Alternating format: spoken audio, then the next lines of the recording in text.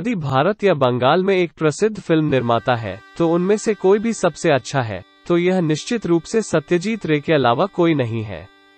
वह हर बंगाली का गौरव है। इस महान व्यक्ति का जन्म 2 मई 1921 को कोलकाता में हुआ था। उस समय पूरा भारत ब्रिटिश शासन के अधीन था। उनके पिता प्रसिद्ध कथाकार सुकुमार रॉय थे, जिनके शब्दों को शायद कोई बंगाली नहीं जानता था, और उनकी मां सुप्रिया रॉय थी। क्या आप जानते हैं कि रे के दादा कौन थे? लेकिन वे बंगाल के प्रसिद्ध लेखक और चित्रकार भी थे। वो कोई और नहीं बल्कि खुद उपेंद्र किशोर रॉय चौधरी हैं, जिन्हें भारतीय मुद्रण उद्योग के अग्रणी के रूप में भी जाना जाता है। जब वो सिर्फ 3 साल का था, उसके पिता सुकुमार रॉय की मृत्यु हो गई। तब सुप्रभा देवी ने उन्हें बड़ी मुश्किल से पाला। उनका शैक्षिकी करियर 1929 में शुरू हुआ। जब वे लगभग 6 वर्ष के थे, उन्हें पहले बालीगंज गवर्नमेंट हाई स्कूल में भर्ती कराया गया था, और फिर स्कूल खत्म करने के बाद उन्हें प्रेसिडेंसी कॉलेज कोलकाता में भर्ती कराया गया था, जहां उन्होंने अर्थशास्त्र का अध्ययन किया। 1940 में रे की मां ने जोर देकर कहा कि उन्हें शांति निकेतन में रविंद्रनाथ टैगोर के विश्व भारती विश्वविद्यालय में भर्ती कराया गया था, और अंततः उन्हें उनकी मां की इच्छा के कारण वहां भर्ती कराया गया था। यह सुना जाता है कि विश्व भारती विश्वविद्यालय के शैक्षिकी वातावरण के बारे में राय की बहुत उच्च राय नहीं थी, लेकिन बाद में वहां अध्ययन करने के बाद उनका विचार पूरी तरह से गलत साबित हुआ, क्योंकि उन्होंने बाद में स्वीकार किया कि उन्होंने प्रसिद्ध चित्रकारों नंदलाल बसु और विनोद बिहारी मुखर्जी से बहुत कुछ सीखा है, जिससे उन्हें पूर्वी कला के लिए गहरा सम्मान मिला। रे ने विश्वभारती विश्वविद्यालय में लंबे समय तक अध्ययन नहीं किया। 1943 में उन्होंने शांति निकेतन छोड़ दिया और वापस कलकत्ता चले गए, जहां उन्होंने एक ब्रिटिश विज्ञापन एजेंसी डीजे किमेर के लिए जूनियर विजुअलाइजर के रूप में काम करना शुरू कर दिया।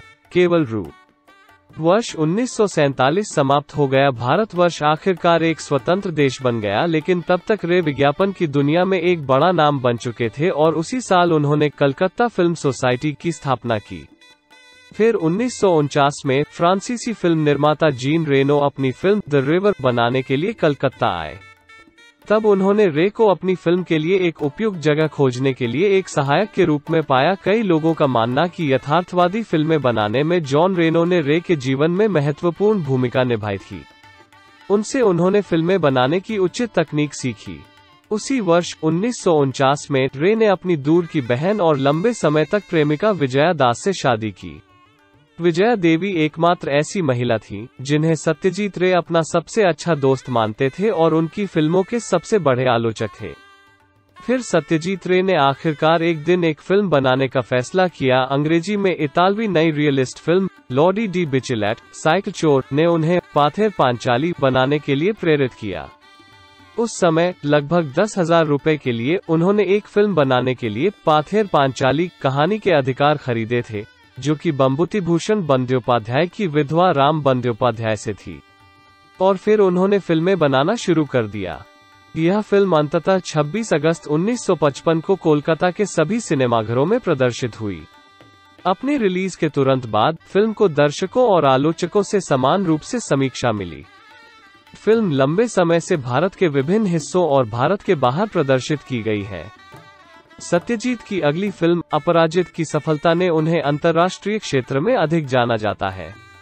इस फिल्म में युवा अप्पू की महत्वाकांक्षा और उसकी मां के प्यार के बीच के अनंत संघर्ष को स्पष्ट रूप से चित्रित किया गया है। कई फिल्म निर्माताओं को लगता है कि उनकी फिल्म अपराजित पाथेर पांचाली से काफी बेहतर थी। इस फिल्म को बाद में वेनिस फिल्म फेस्टिवल में गोल्डन लायन से सम्मानित किया गया, जो सिनेमा की दुनिया के सर्वोच्च पुरस्कारों में से एक है। उनकी अन्य लोकप्रिय फिल्में हैं 1956 पार्स पाथर, 1956 जलसाघर, 1959 अपोर संसार, 1971 तीन बेटियां, 1984 चारुलता, 1969 गुपी गेंद बाघा बैन, 1984 गोल्डन फोर्ट्रेस, 1969 जॉय बाबा फेलुनाथ, 1970 डायमंड किंग की भूमि में, 1990 शाखा शाखा। लेकिन रे सिर्फ फिल्म निर्माता नहीं थे, लेकिन वह एक अच्छे लेखक भी थे। उनके सबसे लोकप्रिय किरदार डिटेक्टिव फेलुडा, महान वैज्ञानिक श्री त्रिलोकेश्वर शंकु और तारिणी खुरो हैं। उन्होंने बच्चों के लिए बहुत छोटी कहानियां लिखी। उनकी हर कहानी हर बड़े और छोटे पुस्तक प्रेमी के साथ समान रूप से लोकप्रिय है। रे की लघुकथाएं अनिश्चितता, भय और अन्य चीजों में उनकी रुचि को दर्शाती हैं, जो उन्होंने फिल्म में नहीं की थी। रे की अधिकांश रचनाओं का अंग्रेजी में अनुवाद भी किया गया था। आपको विश्वास नहीं हो रहा होगा कि वो एक संगीतकार भी थे। वो लंबे समय तक पश्चिमी संगीत में भी शामिल थे, यहाँ तक उन्होंने अपनी कई फिल्मों में गाने गाए।